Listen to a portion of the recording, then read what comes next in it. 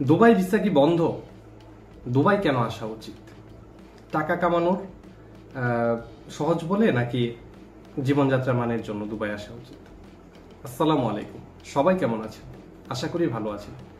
প্রিয় দুবাই প্রবাসগামী ভাই এবং বোনেরা, আপনারা দুবাই নিয়ে আপনাদের আগ্রহের বা কৌতূহলের শেষ নেই। বাঙালি যারা বিদেশ যেতে চায় তাদের মাঝখানে একটা বড় অংশের স্বপ্নের দেশ হচ্ছে দুবাই। এখন দুবাই কি আসলেই এতটুক আসার জন্য অর্থী, বা দুবাইকে আসলেই এই সময় আসা উচিত কিনা, বা দুবাইয়ে টাকা কামানোর সুযোগ কিরকম, বা টাকা ইনকামের সাথে সাথে অন্যান্য গ্রোথের কি ধরনের সুযোগ রয়েছে, এইসব নিয়ে আজকে আমরা বিস্তারিত আলোচনা করব। বিস্তারিত জানতে ভিডিওটি না টেনে শেষ পর্যন্ত দেখুন এবং প্রবাসের খবরাখবর সবার আগে জানতে চ্যানেলটি সাবস্ক্রাইব করে অল বাটন অন করে রাখুন। চলুন বিস্তারিত জেনে নেওয়া যাক। দুবাই এক স্বপ্নের শহরের নাম। আমরা অনেকেই দেশ হিসেবে জানলেও দুবাই আসলে একটা শহর, যেটা আরব আমিরাতের যে 7টি আমিরাত রয়েছে তার অন্যতম গুরুত্বপূর্ণ একটি শহরের নাম হচ্ছে দুবাই। যেই দুবাই বাংলাদেশের হাজার না লাখো তরুণ তরুণীর এবং মধ্যবয়স্ক যারা আছে তাদেরও একটা স্বপ্নের স্থান। কারণ আমাদের সবারই একটা কমন একটা ধারণা আছে যে দুবাই গেলে উন্নতি সম্ভব, দুবাই গেলে জীবন সুখের হয়ে যাবে, আমার দেশের জীবনটাও সুখের হবে, দুবাইয়ের যে প্রবাস জীবনটা সেটাও সুখের হবে। দুবাই এত সব স্বপ্ন সাজিয়ে আপনার জন্য অপেক্ষা করছে। এখন দুবাইকে আসা উচিত? দুবাই অবশ্যই আসা উচিত, সেটা এখনো হোক বা 10 বছর পরে হোক। দুবাই পৃথিবীর মোটামুটিভাবে এখন বলা যায় যে ইউরোপ, আমেরিকা সহ পৃথিবীর অন্যান্য দেশের সেন্টার হাব দুবাই, যেটাকে আসলে গেটওয়ে বলা হয়। পৃথিবীর গেটওয়েও বলা যায় দুবাইকে, যেখান থেকে পৃথিবীর বিভিন্ন দেশে ছড়িয়ে পড়া যায়। দুবাইয়ে কি কি সুযোগ সুবিধা রয়েছে? দুবাইয়ে বিশাল চাকরির ক্ষেত্র, কর্মক্ষেত্র রয়েছে, উন্নতি করার সুযোগ রয়েছে, ব্যবসা, চাকরি থেকে শুরু করে বিনিয়োগ সমস্ত জায়গাতে দুবাইয়ে প্রচুর সুযোগ রয়েছে। এবং আপনি যদি দক্ষ হন, আপনি যদি অভিজ্ঞ হন এবং আপনার যদি কাজ করার প্রখর ইচ্ছা শক্তি এবং কঠোর পরিশ্রম করার মানসিকতা থাকে, তাহলে দুবাই আপনার জন্য। আপনি দুবাই উন্নতি করতে পারবেন। এখন দুবাই ভিসা কি আসলে বন্ধ? বাংলাদেশ সরকারের কিছু কূটনৈতিক অসফলতার কারণে বা কিছু কূটনৈতিক ব্যর্থতার কারণে দুবাইয়ের ভিসা আপাতত স্থগিত আছে। দুবাইয়ের ভিসা বন্ধ হয়নি। দুবাই কখনোই ঘোষণা করেনি যে দুবাই বাংলাদেশিদের জন্য ভিসা দেওয়া বন্ধ করেছে। আমাদের কিছু ভুল, আমাদের কিছু ত্রুটি এবং আমাদের কিছু ব্যর্থতার কারণে দুবাইয়ের ভিসা আপাতত বাংলাদেশিদের জন্য স্থগিত আছে, এবং যেটা যে কোনো সময় চালু হয়ে যাবে এবং যে কোনো সময় আপনি দুবাই যেতে পারবেন। এখন দুবাই যাওয়ার পূর্বে আসলে আপনার কি ধরনের প্রস্তুতি থাকা উচিত, বা আপনি আপনার জন্য দুবাই উপযুক্ত কিনা সেটা আপনি কিভাবে বুঝবেন?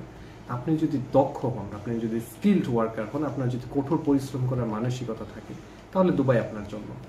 এছাড়াও আমরা শুধুমাত্র ধরে নেই যে দুবাইয়ে যারা নর্মাল কনস্ট্রাকশন ওয়ার্কসে যাবে, বা ক্লিনার পোস্টে যাবে, বা এসি ডক্টরের কাজ করতে যাবে, বা মানে ব্লু কলার জব যেগুলোকে বলা হয়, কম পারিশ্রমিকের, যেটা আমরা অবজ্ঞা না, ঠিক অবজ্ঞা বলা যায় না, কারণ বিদেশিরা তারাই আমাদের জন্য অন্যরকম একটা বৈদেশিক মুদ্রা অর্জনের ক্ষেত্র হয়ে দাঁড়িয়েছে। তাদের কর্মটাকে আসলে আমি অবজ্ঞা হিসেবে বলতে নারাজ।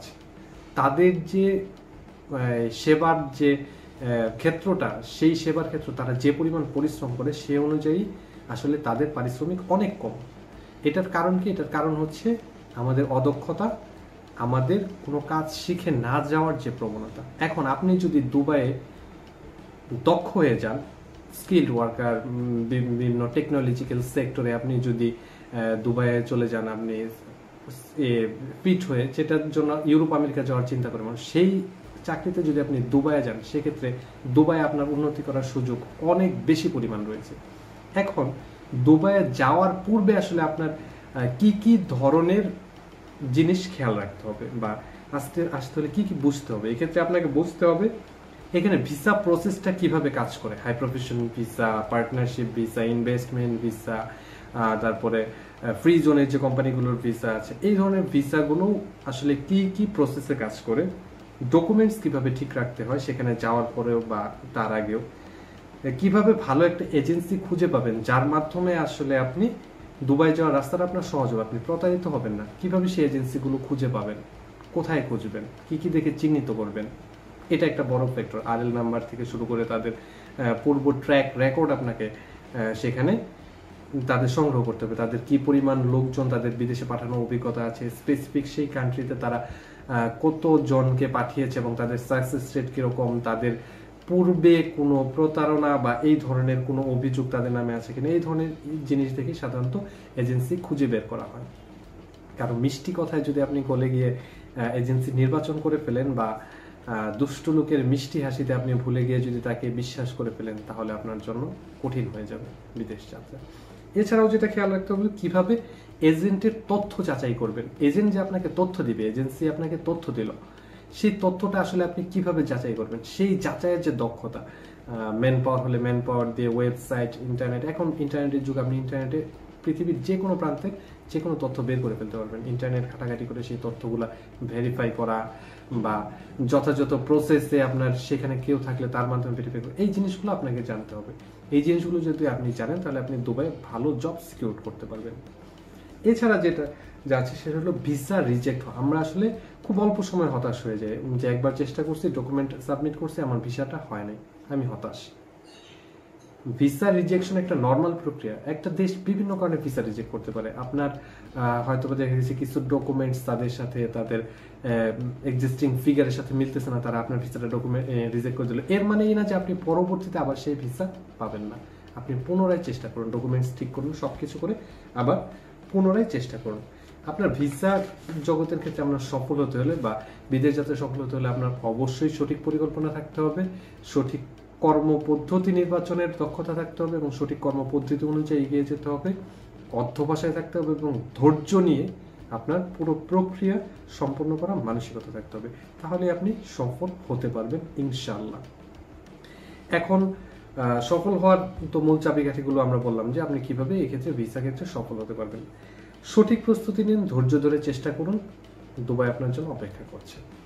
এছাড়া কি নিয়ে এসেছে, তাহলে দুবাইয়ে কিন্তু কিছু কঠোর নিয়ম আছে। কঠোর নিয়মগুলোর ক্ষেত্রে এখন যে নিয়মগুলো করা আছে, যারা লেবার ভিসায় যাওয়ার জন্য প্রস্তুতি নিচ্ছেন, ইনশাআল্লাহ আপনারা নিশ্চিত থাকতে পারেন খুব শীঘ্রই বাংলাদেশ সরকারের কূটনৈতিক প্রচেষ্টা চলমান আছে। খুব শীঘ্রই দুবাইয়ের যে ভিসা দেওয়ার ক্ষেত্রে যে অচল অবস্থা রয়েছে, আমি নিষেধাজ্ঞা বলবো না, ভিসা দেওয়ার ক্ষেত্রে যে স্থবিরতা বা যে অচল অবস্থা রয়েছে, সেই অচল অবস্থা কেটে যাবে।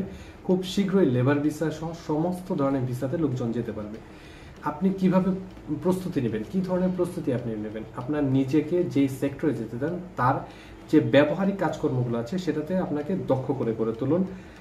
কঠোর পরিশ্রম করার মানসিকতা নিয়ে গড়ে তুলুন। এবং একটা জিনিস মনে রাখবেন, দুবাই এখন কঠোর নিয়ম চালু হয়েছে, সেটা হলো যে আগে যেখানে একটা রুমে গাদাগাদি করে 15-20 জন থাকা যেত, এখন আবাসনের ক্ষেত্রে তারা এই জিনিসটাকে ছাঁটাই করার চেষ্টা করতেছে এবং রুম প্রতি একটা নির্দিষ্ট পরিমাণ লাইসেন্স বা নির্দিষ্ট পরিমাণ ম্যান কতজন থাকতে পারে তার একটা নির্দেশনা তারা দিয়ে দিচ্ছে। এটা প্রবাসীদের জন্য, যারা আমরা যাব তাদের জন্য অবশ্যই ভালো, কারণ দেখা গেছে যে কোম্পানি আগে আমাদেরকে যেভাবে রাখতো এখন সেভাবে রাখতে পারবে না, সে বাধ্য হয়ে আমাদেরকে একটা বেটার পরিবেশ দিতে হবে। দুবাই অবশ্যই স্বপ্নের নাম। আপনারা প্রস্তুতি নিন, খুব শীঘ্রই আপনাদের সামনে সুখবর আসবে। দুবাইয়ের এই অচল অবস্থা, ভিসা অচল অবস্থা কাটা। প্রত্যেকের দুবাই প্রবাস জীবন সুন্দর হোক এবং যাতে সুন্দর হয় তার জন্য যত ধরনের প্রস্তুতি আছে তা আপনি সম্পন্ন করুন। ভিডিওটি ভালো লাগলে লাইক, কমেন্ট এবং শেয়ার করে ভিডিওটি অন্যকে দেখার সুযোগ করে দিন। প্রবাসের ভিসা খবরাখবর এবং দুবাইয়ের সহ অন্যান্য সকল দেশের ভিসা এবং প্রবাসের যে কোনো খবরাখবর সম্পর্কে জানতে চ্যানেলটি সাবস্ক্রাইব করে অল বাটন অন করে রাখুন। ধন্যবাদ।